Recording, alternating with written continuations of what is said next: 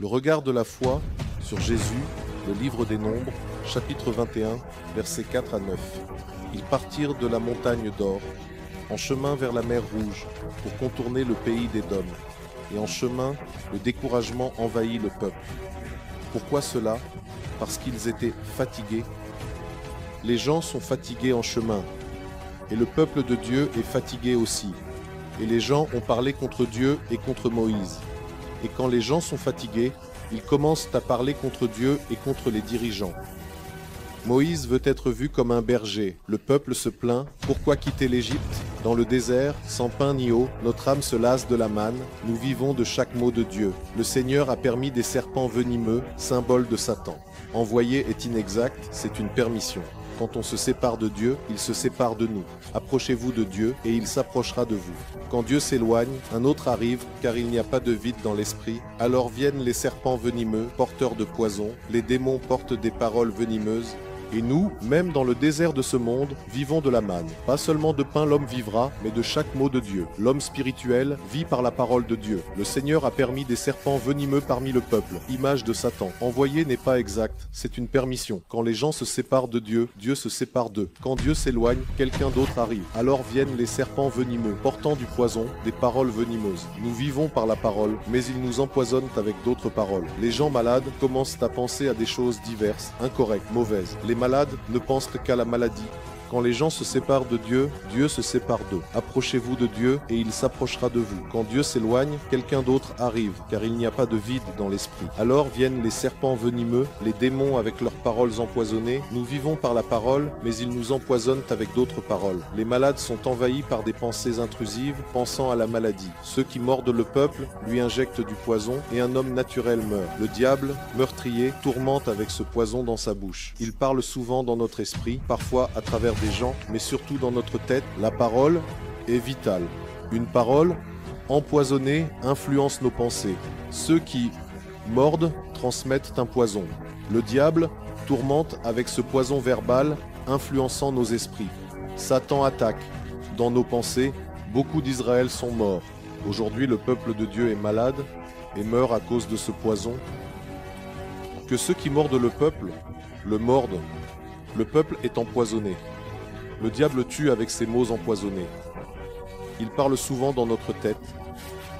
Nous devons comprendre que Satan attaque nos pensées. Ce sont des poisons de serpent. Et beaucoup d'Israël sont morts. C'est le peuple de Dieu qui meurt. Et aujourd'hui, nous voyons d'où cela vient, de ce poison. D'où vient le poison? De la terre. Et nous, si nous sommes des gens spirituels, nous devons comprendre que la principale façon dont Satan nous attaque est dans nos propres têtes, avec des pensées que nous pensions être les nôtres, alors qu'en réalité, ce sont des poisons de serpents qui mordent le peuple et beaucoup de gens d'Israël sont morts. Remarquez que ce ne sont pas des gens du monde. C'est le peuple de Dieu meurt, et aujourd'hui nous sommes témoins que le peuple de Dieu est malade, et même meurt, et vous voyez d'où cela vient, de ce poison. Et d'où vient le poison? De la terre. Verset 7, alors le peuple vint vers Moïse, ils prirent conscience. Le peuple se rendit compte qu'il avait fait quelque chose de mal. Parce que vous voyez, quand nous commençons à murmurer, à bavarder, à nous dresser contre Dieu, à nous dresser contre les dirigeants, que se passe-t-il? Cela amène le poison. Avec le poison viennent les maladies et la mort. Cependant, le peuple a pris conscience et ils ont dit, nous avons péché. C'est bien qu'ils se soient rendus compte et qu'ils l'aient reconnu, et cela s'appelle la confession de péché. Nous avons péché, car nous avons parlé contre le Seigneur et contre toi. Ils ne sont pas venus dire à Moïse, si nous avons péché contre toi, pardonne.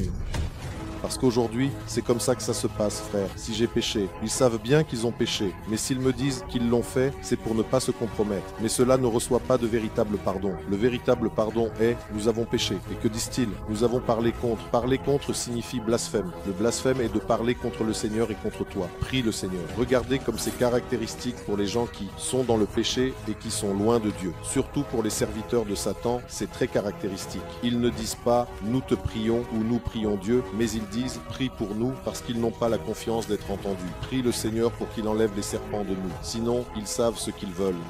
Surtout pour les serviteurs de Satan, il est très caractéristique qu'ils ne disent pas « nous te prions » ou « nous prions Dieu », mais ils disent « prie » Pour nous, parce qu'ils n'ont pas la confiance d'être entendus, prie le Seigneur de retirer les serpents de nous. Sinon, ils savent exactement ce qu'ils veulent. Moïse était l'homme le plus humble de la terre. Il a prié pour le peuple, même s'il parlait contre lui et le Seigneur. Il leur a pardonné et prié pour eux. Ensuite, regardez ce qui se passe. Il a prié pour le peuple, mais Dieu n'agit pas comme on pense. On prie et on attend la guérison, mais Dieu agit différemment. Le Seigneur a dit à Moïse, « Nous voulons que tu fasses, pas seulement que tu dises. » Dieu dit, « Ne soyez pas guéris, soyez libres. » Il donne des instructions. Quand nous demandons à Dieu, il envoie une parole, pas une solution directe. Si nous écoutons, le problème se résout. C'est ainsi que Dieu agit. Il envoie sa parole pour guérir et libérer. Comment? La parole est le médiateur, comme Jésus. Dieu a envoyé son Fils, pas lui-même. Dieu ne fonctionne pas de cette façon. Voyez comment fonctionnent les 8. Seigneur a dit à Moïse, il a dit, « Eh bien, nous ne voulons pas que vous nous le disiez, nous voulons que vous le fassiez. Mais Seigneur, faites ce qu'il dit, et remarquez ce qu'il dit. Ne soyez pas guéris, soyez libres. » Et il donne des instructions. Quand nous avons besoin, nous demandons à Dieu. Dieu ne résout pas notre problème, mais il nous envoie une parole. Et si nous écoutons cette parole, le problème est résolu. C'est ainsi que Dieu agit lui-même. Il envoie sa parole et les guérit et les libère des tombeaux dans lesquels ils gisent. Comment envoie-t-il sa parole? C'est-à-dire que la parole est le médiateur. Tout comme Jésus, la parole de Dieu. Dieu n'est pas venu lui-même. Le Père, il a envoyé la parole. Il a envoyé son Fils pour venir nous sauver. De la même manière, il envoie sa parole, il envoie des mots. Donc, quand tu es ici, par exemple, certaines personnes viennent et disent « Frère, j'ai besoin de prière ». Mais ce qui va te sauver, ce qui va changer ta vie, c'est la parole que tu écoutes, parce que le Seigneur envoie sa parole pour résoudre ton problème par la parole. Ainsi, le Seigneur a dit à Moïse « Fais-toi un bâton en bois, un bâton en bois ». Et vous savez que tout dans l'Ancien Testament est une image de ce que nous avons dans le Nouveau Testament. Une ombre. Fais-toi un serpent venimeux ou un serpent d'airain et mets-le sur un bâton en bois. Ici, nous devons voir l'image, le bâton en bois, et l'image de la croix en bois, où Jésus a en fait porté notre malédiction, qui inclut aussi les maladies. Non seulement les maladies, cela inclut aussi les maladies, la mort prématurée, et la misère. Alors fais-toi un serpent venimeux, et le serpent est en principe une image de Satan, n'est-ce pas? Cependant, en même temps, le serpent est une image de la malédiction, car Dieu a maudit la terre dans le chapitre 3 de la Genèse, et il a dit « Maudit sois-tu parmi tout le bétail ». Ainsi, Jésus sur la croix est devenu notre malédiction, afin que nous puissions recevoir la bénédiction. Vous voyez cet échange qui s'est produit sur la croix. Jésus a porté notre mort pour que nous puissions recevoir la vie. Jésus a porté notre péché afin que nous puissions recevoir la justice. Jésus a porté la malédiction afin que nous puissions être bénis. Cet échange, et vous voyez encore ici, c'est une image de ce que Jésus a fait. Il a mis un serpent venimeux en bronze sur le chemin, et vous verrez dans le verset suivant qu'il est en bronze. Le bronze est une image de la souffrance, car Christ a souffert pour nous, afin que nous ne souffrions pas. Ainsi, quiconque est mordu, quand il regardera, il restera en vie. Voilà l'instruction. Cela signifie que le Seigneur donne une instruction. Fais ceci, fais cela. Cela semble vraiment très stupide. Nous avons un problème sérieux. Tu vas prendre un bâton en bois, tu vas faire un serpent en bronze dessus, et quand le serpent te mordra, tu regarderas le bâton. Qu'est-ce que je vais regarder? Je suis mordu par un serpent. Tu vois à quel point cela semble stupide. Regardez ici. Ici est la clé de notre succès. Ici est la clé de notre santé. Et je veux le dire parce que je vois le problème. Il y a un grand nombre de chrétiens en France parce que chaque jour, je fais face au même problème. Le regard des gens, les gens regardent le mal, regardent le serpent, regardent les blessures. Je suis chrétien, tu sais. Des oreilles. Cependant, regardez au mauvais endroit, parce que peu importe combien tu regardes le serpent, il est surnaturel. Tu ne peux pas vaincre le serpent. Tu ne peux pas vaincre le diable. En le regardant, en comptant sur ses propres forces, Et je vois que nous, en tant que chrétiens, nous nous efforçons, nous nous battons pour nous en sortir seuls, pour nous guérir. Même les gens, quand ils reçoivent, crient « Je suis guéri ». Comment es-tu guéri? Que Dieu me guérisse, mais c'est dans leur mentalité « Je me suis guéri ». Cela ne peut pas être. La pensée doit être centrée autour de lui. Et voilà, vous voyez, Dieu ici donne une instruction. Il veut détourner leur regard des blessures que le serpent a infligées et les orienter vers le Seigneur. Et son œuvre à la croix, si nous faisons cela, nous allons vivre. C'est facile à dire. Cependant, il s'avère extrêmement difficile pour une personne de l'accepter. Je n'ai déjà plus parlé de ce sujet, mais maintenant je veux parler de ce sujet. De manière très ciblée, parce que voyons maintenant le verset 9. Et donc, Moïse, regardez comme il est obéissant. Il a fait le serpent en bronze, l'a mis sur un bâton, et quand un serpent mordait quelqu'un, il regardait le serpent en bronze. Il restait en vie, sinon il mourait. Donc, nous avons trois options. La première option est de regarder la terre et de nous battre contre le serpent. Et nous, qui croyons à la guerre spirituelle, croyons en la complication des démons, nous pouvons nous concentrer à tel point sur le serpent que nous ne parlons que du diable, que nous pensons seulement à ses œuvres. Et vous savez ce qui arrive au ministre de la complication. Je ne pense pas et je ne parle pas de ce sujet de manière ciblée ces derniers temps, car les ministres qui y pensent constamment finissent par sombrer dans la dépression. Diable, diable, diable, démon, et sans cesse des démons. Des démons, diable, démon. Et finalement, les gens ne voient que des démons. Une histoire très intéressante m'a été racontée. À propos d'un roi qui a envoyé 2 serviteurs. À un serviteur, il a dit « Je veux que tu trouves dans mon royaume les choses les plus puantes. Herbe les choses les plus laides à trouver. » Et à l'autre, il a dit « Je veux que tu trouves dans mon royaume les plus belles choses, les plus belles herbes, les fleurs, les plus belles choses. » Et ils reviennent. Et 2, au bout d'un moment, et 1 dit « Roi, ton royaume est plein d'herbes laides et malodorantes, d'horreur. » L'autre arrive et dit « Roi, si tu sais quelle belle fleur, quelle beauté il y a dans ton royaume. » Que se passe-t-il? L'un regarde le mal, l'autre regarde le bien. Nous ne sommes pas appelés à regarder le mal, nous sommes appelés à regarder le bon Dieu et à croire en lui. Et voyez, quand il regardait ce serpent, il restait en vie, non pas en regardant le diable, mais en regardant Christ sur la croix, il restait en vie. Il s'avère que le regard peut soit te tuer, soit te donner la vie.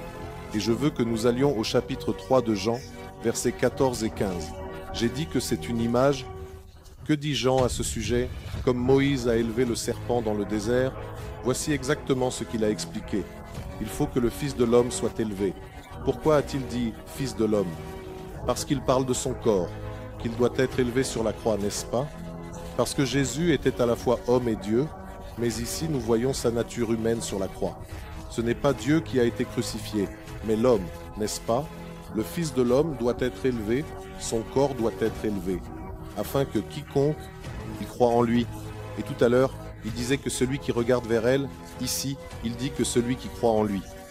Et là, celui qui regarde, ici, celui qui croit, celui qui regarde, celui qui croit, qu'est-ce que cela signifie?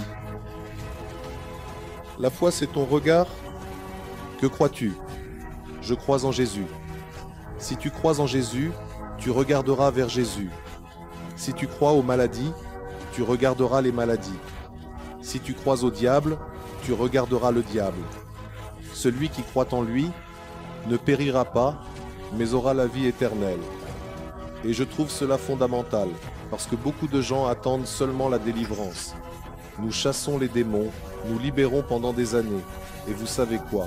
Ils reçoivent la délivrance, mais le problème persiste. Comprenez cela. Les gens reçoivent des complications, les démons sortent, mais le problème reste. Pourquoi? Parce qu'ils changent mon regard. Je vais vous lire 2 Corinthiens 10, 3, 5. Même si nous vivons dans la chair, nous ne combattons pas selon elle. Paul dit que nous combattons, car certains disent que Jésus a déjà gagné. Il a remporté la victoire. Et nous, parce qu'il a gagné, nous combattons et pouvons vaincre. Sinon, nous ne pourrions pas, car nos armes ne sont pas charnelles, mais puissantes par Dieu pour renverser des forteresses. Où sont ces forteresses? Le verset 5 dit que nous renversons des pensées. Que renversons-nous? Des forteresses qui sont où? La forteresse est ici, c'est le problème. Il a remporté la victoire, et nous, parce qu'il a remporté la victoire, c'est pourquoi nous combattons et nous pouvons vaincre.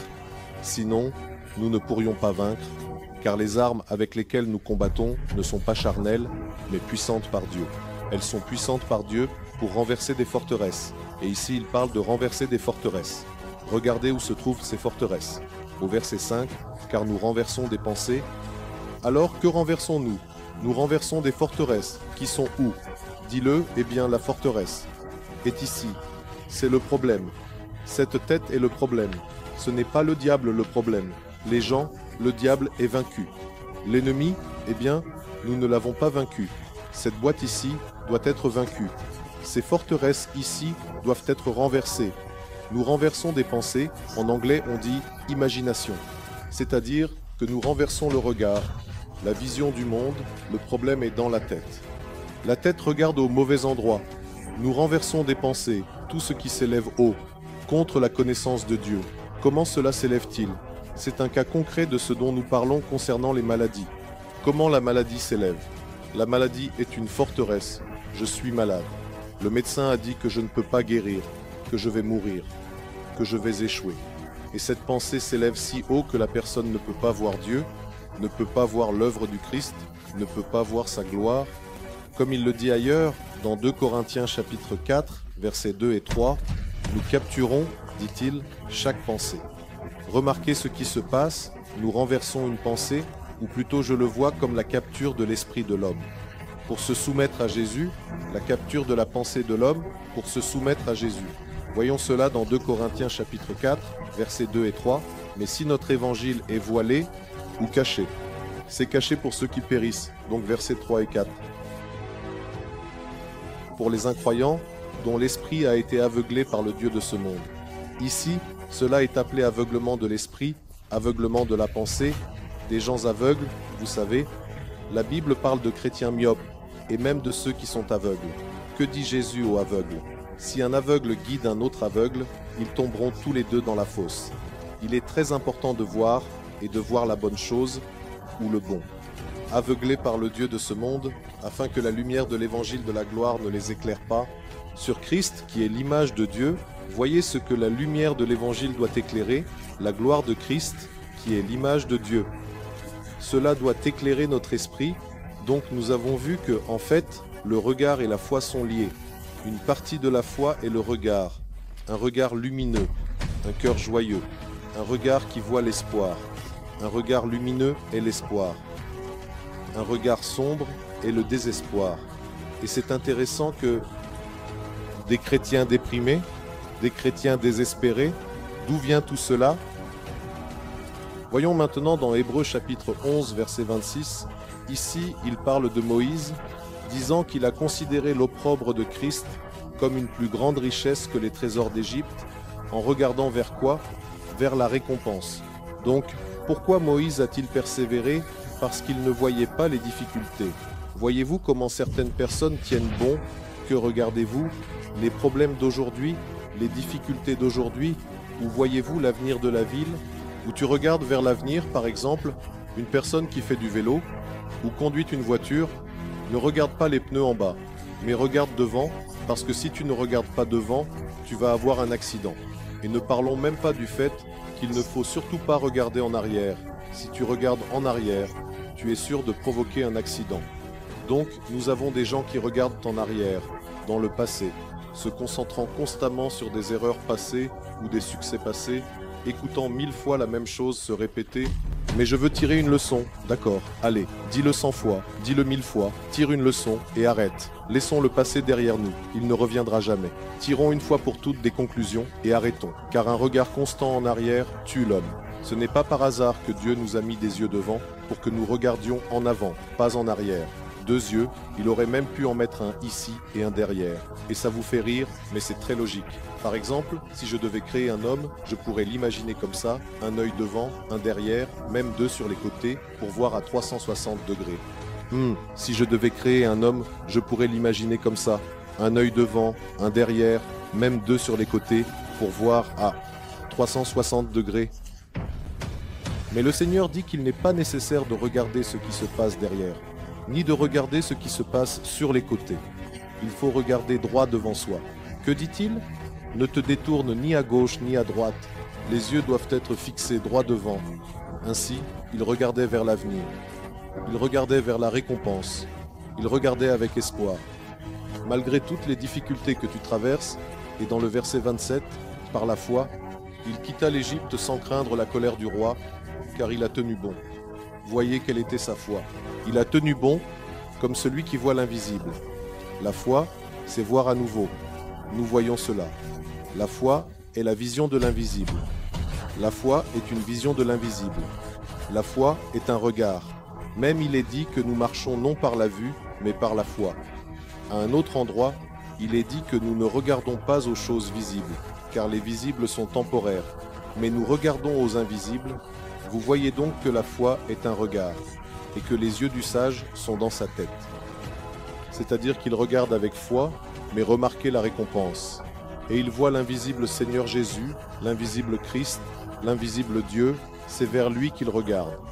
Remarquez, il ne regarde pas les maladies visibles, les problèmes visibles, et ne les rumine pas constamment. Je vous donne une clé pour une vie réussie dans tous les domaines, y compris physique et mental.